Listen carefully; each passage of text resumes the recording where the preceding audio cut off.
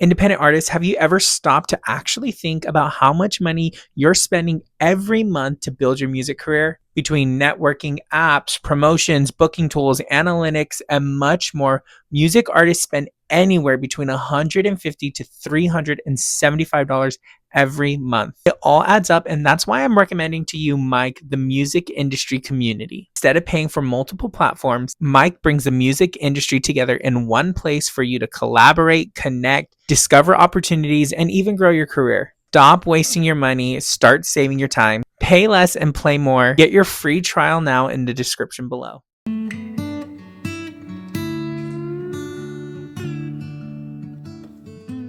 This is Off the Record, a radio playlist where I help you discover new artists and new music. I'm here with my homies, the Glass Kinsman, wave makers on the wave maker list, rock duo. I've compared you guys so many times, like Lindsey Buckingham and Stevie Nicks. We're chatting the new single. How are you guys today? We're so good. So Thank happy to you. be here. I'm You've chatting been, with you. yeah, I know it's fun. It's fun because like we've hung out socially so many times, but yeah. like we haven't like dived into like the process and the creation process behind your music. So I think that's gonna be fun about today. I'm really curious who were like both of yours as individual like music influences growing up. Like who was playing music around you? What were they playing? But also like together, what does that kind of look like? Hmm. You wanna go first? Sure. I grew up, my dad was definitely a huge part of my musical influence. And he was huge into like the Red Hot Chili Peppers, Blink 182, Oasis, kind of like the 90s, like alternative rock. And obviously, Blink Mm, 182 is not really 90s alternative rock, but a bit more punk and stuff. And, played a lot of the White Stripes. It was a lot of that era from I would say like late 80s, 90s, 2000s. And then it wasn't until much later that I kind of developed a taste for, the 70s, early 80s music. But I think I can definitely chalk it all up to my dad and the nights that we had playing Guitar Hero. That was like our big, wow. big, big game with my entire family. We were just always playing like what did they have? Rock You Like a Hurricane. Oh Like my that's God. like the old. I can't Yeah, remember like the Barracuda yeah, and yeah, Slow yeah. Yeah. Slow Ride. Ride, That was a Foo banger. Fighters, yeah. That Like was all actually a banger. Guitar Yeah. Hero, honestly, like was probably my one of my biggest like musical influences because Also, I can did also. That's you play School crazy. Out? Like Oh School's yeah, of Out. course, yeah, Oh, yeah, yeah, of that was course, awesome. yeah. Rock Band on the Nintendo and stuff. I mean, it just like putting yourself in the position of like pretending like you're on stage, like playing for a bunch of people and like singing along to stuff. And it was also a fun thing that I'd always do with my family too. Like I remember playing the guitar and then my sister would be singing and my older brother would be playing the drums because he did drum band Yeah, and stuff. So it became a whole family affair. It was a really really sweet fun thing. that's so cool. Yeah. Yeah, I grew up. My parents were really dedicated in my education and in so many ways. And so my mom would drive me an hour away from my house to go to school every day. So I was in the car for like 5 hours a day just with LA traffic, listening to so many different types of music. And my mom would play, like what she grew up listening to. Hmm. And then like my dad, when I'd be with him, we'd listen to a whole other like collection of music. So like I'd say part of the biggest reason I'm probably a musician is because of the several hundreds of thousands of hours I spent in my car growing up. And while she was in her mom's belly, the way that they would put Oh, that was headphones yeah. on her Oh mom my gosh. playing music Yeah, to they would her. put like Bob Marley or they'd play like Mozart or something. Right, I right. remember them doing that with my brother when we were younger, and I'd be like, "What are you doing?" My mom was like, "Oh, like this is what we did with you, babe." No. Just, yeah, like even like my first concert, I went when I was 3 weeks old. Like music has just Wow. been like such a huge aspect of my life because my parents love music so much. So I'm very grateful. That's so cool. And then the fact that like you guys make music together, who are those influences for you guys like as a duo? Well, right behind you, we got I know. Buckingham next. We got Billy This thing. Joel. Obviously Led Zeppelin's up there. All the pioneers of classic rock are just like, I mean, that's kind of the big one is just the classic rock, and then underneath that, obviously, you have like the southern rock, like the Black Crows, and the Allman Brothers are a bit more southern sometimes. But it ranges very widely. Yeah. There's not a lot of people who we don't listen to nowadays from that era. Yeah, and when we first started writing, we were both living in New York City, and so I feel like wherever you're living, plus like what Yes. group you're in, slash like life events that are happening, you're listening to very specific things. So like I was listening to like a lot of Black Crows, and like when we started connecting, like you were in a huge Paul McCartney phase and Yeah, Allman Brothers that was the phase, first time I was going and through so a the lot of album. our writing was influenced by the music. Like I don't know if you've seen the movie Sing Street. Mm-hmm. Basically, yeah, you know what it's about, and Yeah. it's like every time like you're listening to your favorite song, you somehow translate that in Make a like your song own just way. like it. Exactly. Yeah. So that's Exactly. kind of what we were doing for like the first 8 months of writing together, which Yeah. was a lot of I fun. think we're still doing that, just Yeah. in different ways, because there's so much good music to be. I mean, of all people, Yeah. there's so much good music to be found everywhere, getting made today and made in the past. Like, I just recently came across Humble Pie and Steve Marriott in Small Faces, and like, I mean, I was like, where has this been my entire Yeah. life, you know? But it's gonna keep going. Same thing with Jefferson Starship just came back around, and it's a beautiful thing that the inspiration just keeps getting renewed Yeah. every time you see something. Well, that's a great segue into my next question. What is your guys' process kind of like right now as songwriters? And what was it like putting Someday together? I think it varies. For some day, we were going through a little bit of a dry spell with songwriting, and we've talked about this a lot of in a lot of different ways over the past couple of months as we've been promoting the song. But when you identify with something so seriously, like as your life's purpose, you're not doing it on a consistent basis because of whatever life, relationships, taxes. Like Yeah. there's so many things that can be seen as obstacles. When it comes to your art, and so I think we were really starting to prepare to move to Los Angeles, which today is the 1 year anniversary Literally since today. we've moved to Los Angeles, which is really exciting. Yeah. And so, But yeah, we weren't writing very much, but the Yeah. day we wrote Someday, we actually met Chris Robinson from the Black Crows. Wow. And we went home and sort of in the same fashion in which we began to write together, which was Gable would just start playing something and I would just start singing something. Like it was like as natural can get. And at that time, like I think a big reason we were in the dry spell for a lot of reasons, but I think that we were also just we had been dating for only like like not 8 or 9 months at the time. Mhm. We were still getting to know ourselves, getting to know each other in like a Yeah. relationship kind of place. Yeah. So that kind of took a lot of priority, and I mean that among a lot of other things like performing live took priority. So we stopped like writing new stuff. You know, there's a lot of different things. But the way, I mean, I saw the other day like an old video of me like that I took of myself like just a check in for myself. Like if I write something on guitar and I'm like I want to remember this, I'll take a video, you know. And I saw an old video of me playing my electric guitar, and it was the melody of Someday that eventually went to the acoustic. It's just so funny the way that like that seed was planted, just the melody, like Yeah. 3 weeks before the actual like accompaniment was somehow put together, and then just by the divinity of timing, you know, the right place and the right time of us feeling inspired after seeing Chris Robinson and this finally being the accompaniment that was actually actualized, then Josephine was ready to come, and then Sony was ready to come in with the lyrics and make the song. Yeah. That's so cool. I'm really curious because I've asked you this like off camera while we've hung out before, but like what does that look like for you guys as artists and as a couple? Like when are the boxes open? When are they closed? And how do you know like where to find that balance? I think we're really still trying to figure out that balance, and we haven't figured it out yet, because we both are in such different places in our stages of songwriting all the time. And I think we would be remiss to say that we have it figured out, because we don't. We've only been doing this together really we're approaching, we've done it for 3 years now. Yeah, We've been doing this for 3 Wow. years, Yeah. but Like if something happened like a few days ago that like irked the other person, like it's going to be hard to not let the relationship part like come into, so it's at some also point like much more intertwined than we and so like to admit. nuanced. Sometimes we have to press pause and be like, we can't do this right now because we have to tend to this thing. It really does feel like I was saying before, like timing is so massive in terms of like you have to take care of a lot of things so that when you do end up getting in the writing room, there are no distractions and no other obligations. But a lot of that has to do with your own work, and then a lot of that has to do with just trusting the timing of everything around you. I think also too, when we first started writing, we really didn't know each other very well, so there was a reservedness about both of us about and I think we were just so much more open to so many ideas because one, we weren't even a band. We were just writing songs for the sake of writing songs and having drinks and smoking cigarettes and just being in each other's company. Now there's so much more stake in it because we're obviously dating. We're in a band and we're trying to make this our livelihood. And so. It's like it's not easy at all whatsoever. I mean, I can think about so many times where we were writing something and Gable said to me and I said to him, like, I don't feel like you're hearing my idea right now. Like I honestly, like, we didn't run with this, so it makes it really hard for me to want to run with your idea because I actually thought this was a really good seed, and it's not easy. It's deeply uncomfortable. Yeah. I think we sort of talked about it. We have a Sunday morning check-in every day, or not every day, every Sunday. Yeah. Just to, like, sort of like see where we're both at, and I think we both sort of agree that we've, after 2 years of being in a relationship, because we're celebrating 2 years this August, we feel like we finally have come to a really basic understanding of each other, which are like, after 2 years, you're like, really 2 years? But it takes that long. Yeah. Because we are evolving faster than either of us can keep up with, and that directly impacts the music that we're wanting to make as well, and the message Exactly. to give out, not only as two individual people, but as a group that is putting out music into the world. And so, yeah, that's all to say that it's changing all the time. Like we have to schedule writing sessions because we Yeah. were both so fucking busy with stuff Yeah. individually and together. And so yeah, after we hop off this call, we're gonna see what we can make tonight. But yeah. What has surprised you guys the most so far in your musical journey?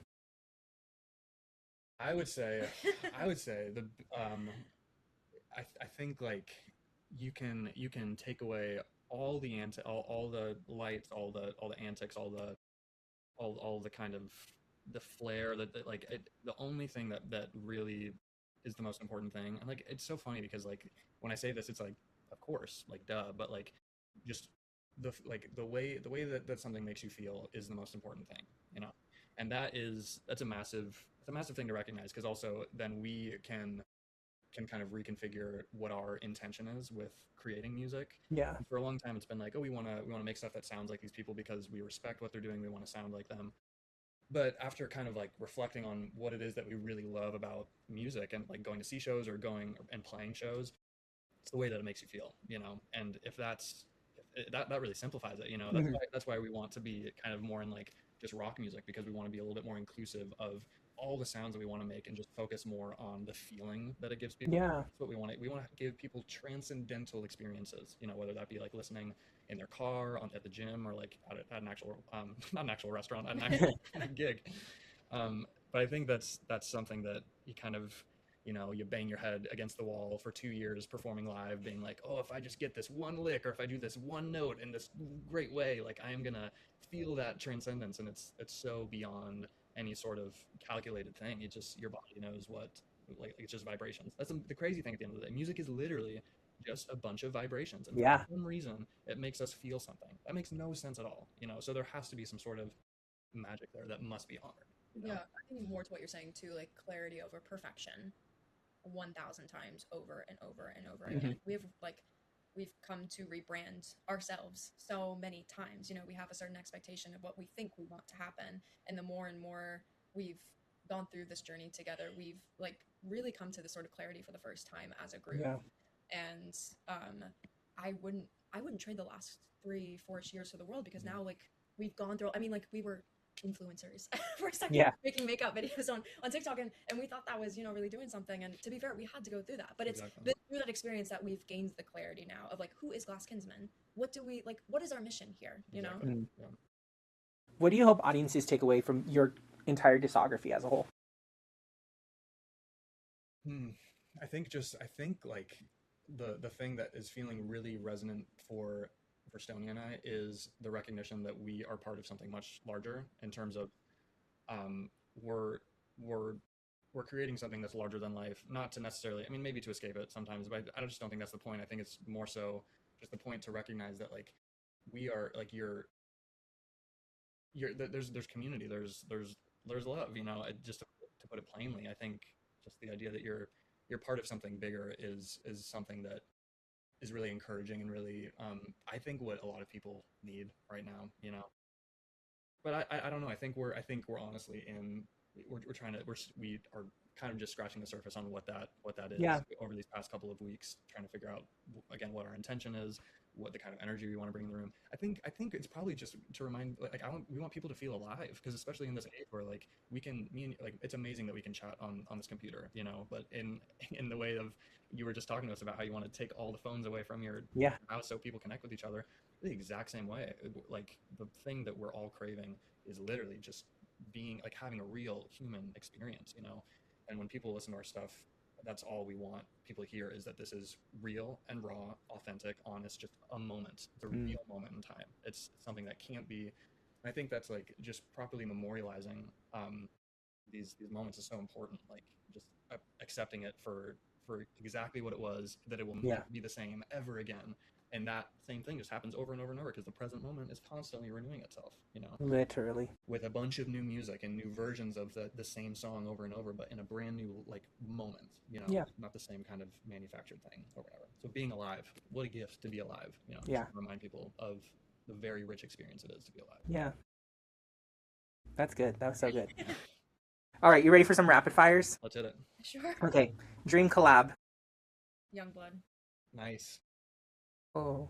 That's a great one. Wait, that's like really fun. Youngblood would be rad. Like I want to do It's Only Love, the Tina Turner and Bryan Adams version with Youngblood.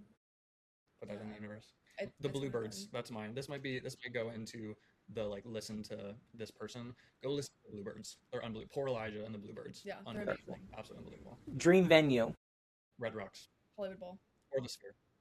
Ooh. I think I already know the answer to this one. Favorite venue you've already played? Favorite The Troubadour. Troubadour for sure. Yeah. Yeah. Troubadour. Yeah. If you weren't making music, what would you be doing? Dead. Yeah. I'd be dead. I can't imagine doing anything else. Like I've tried, and I've tried to convince myself that I should be doing something else, and then I cry But, because like, I'm like, if- I don't want to do that. if you just didn't have it in your blood and you didn't have the desire for it, No, like that's not. no, but you humanly said that possible. you wanted like interior design. I feel like you were talking about. That's like as a thing that I do as like maybe a little side project. Exactly. But it's a hobby. It's not like calling. Well, yeah, I'm saying if the calling wasn't there, I don't know what that would be. I'd Dead. it's called acting. It's called acting and then pretending. It's I called playing couldn't- pretend. I wouldn't. I couldn't do that. Probably like a professional like sports player or something. Okay, No, sports player. That's a That's so total joke. funny. I literally. I was gonna say what sport? What sport? I don't know. I would love to like go to school for like. It sounds so crazy. I feel like I would love to go to school for like philosophy or some shit. I would love to You just would. like. Loves kvetch. Yeah, true. Yeah. It's my favorite. Interesting. Yeah. Go to driving song. Take it easy. That's what it is. Eagles. Here I Go Again by the White Snake. Nice. Favorite Starburst flavor? I don't do Red. that. Sorry. She said Wait, no. you've had it before. You've had them before. I think they're so gross. But you used to have them. No. Like I've tried it and I was like, no. Okay, word. Red. We'll go with red. We'll go with red. Comfort movie. Oof. Used to be About Time, but then Yeah. I just watched it way too many times. I think Sex and the City movie 1. Right? That's a good one. Yeah, I'll just say About Time, even though I've already driven it into the ground. I can't- Driven to the ground. What's a song you wish you wrote? That's Oh, a great question. Turn, Turn, Turn by the Birds. I wish I wrote Since I've Been Loving You by Led Zeppelin. Or Maybe I'm Amazed. That's Paul a great McCartney. song. That's a That great one's Oh, song. Yeah. Watching Yeah. the wheels go around. Watching the Wheels is what it's called by John Lennon. Yeah, That's yeah, a yeah, great yeah. song. all right. Last one. 3 words you would use to describe your music. Fun, flirty. Our music that we make. Yeah. Okay. Uh, Free. cathartic and timeless. Love it. Ooh, great. All right, it's time for my favorite part. I asked you to bring 3 songs, 3 other artists, and feel free to elaborate on why you chose these. Okay, Okay. so I'm gonna start this one. You got it. My 3 were Glitter Up the Dark by Jesse DeSilva, Nina by The Prior, and Mockingbird or Bleach Blonde Bottle Blues by Larkin Poe. Hmm. I chose Jessie DeSilva. She was my voice teacher in college. I think she's one of the most like remarkable queer artists like out right now. Her new debut, well, technically it's not debut album. She's had a bunch of EPs, but this album might be my favorite. She recorded the entire thing in Nashville, and just everything is so like witchy, queer, and fun. Like I absolutely adore it, and I think you should give her a listen. Love The Prior so much. They've just been not because like we know them. They've just been so sweet to us. Like we started posting on TikTok around the same time. Like Yeah. we had like less than 100 followers, and so we just started like tag teaming, like posting this and tagging this person or being like, The Prior would be great, because they're on the other side of the pond and Yeah. here, and they're just the sweetest group of people we've ever interacted with. And Nina's just such a beautiful song. And then Larkin Poe is like basically the Black Crows but 2 sisters. They're fucking awesome. Their lead singer just had a baby. But I think like it's just super cool to see other chicks Yeah. doing their fucking thing, like watching somebody sing the type of music that I really enjoy singing and seeing like them like it's hard to say because like they're technically not underrated, but it's Yeah. not like they're the Sabrina Carpenters of the world, like they're playing like like festivals in middle of nowhere Pennsylvania, like they're so cool, they're so fucking dope, and I want them to become as big as they want to be. But So song cool. Mockingbird is absolutely beautiful. So those are my 3. Gable. Yeah. All right. Yeah, here it is. Okay, great. I just want to remember this guy's name. So okay, Poor Elijah and the Bluebirds. Okay. I don't think they have anything out yet. They're literally, yeah, they've been. I think they've been playing very. I think they're a new collab, but there's an amazing song somewhere online called No Friends written by Poor Elijah, and then they're backed by the Bluebirds. Mhm. Insane band, insane blues band who just like so much soul, no imitation, no bullshit. Like they do it justice. It's unbelievable. We saw them live once, and it was incredible.